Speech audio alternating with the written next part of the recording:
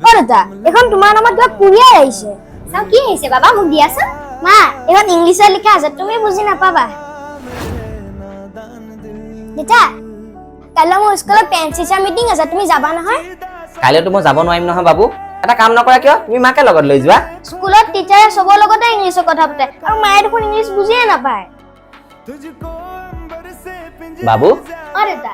মায়ে ইংলিছ নাজানে সেইকাৰণে তুমি বহুত লাজ পোৱা হয়নে নহয় কিন্তু ইংলিছ নাজানিলেও তোমাৰ মায়ে তোমাৰ বহুত প্ৰব্লেম সলভ কৰি দিব পাৰে যেনে যেতিয়া তুমি বেমাৰত পৰা মায়ে তোমাৰ ডক্টৰৰ ওচৰলৈ লৈ যায় তুমি যি ভাল পোৱা মায়ে তোমাক তাকে বনাই খুৱায় ৰাতিপুৱা তোমাৰ স্কুললৈ যাবলৈ তোমাক টিফিন বনাই দিয়ে তোমাক কাপোৰ পিন্ধাই দিয়ে দেউতা গতিকে তোমাৰ মা অকল তোমাৰ মায়ে নহয় ভগৱানৰ অন্য এটা ৰূপ তেতিয়াহ'লে নিজৰ ভগৱানক তুমি লগত লৈ যোৱাৰ কিহৰ লাজ হয়নে নহয় মা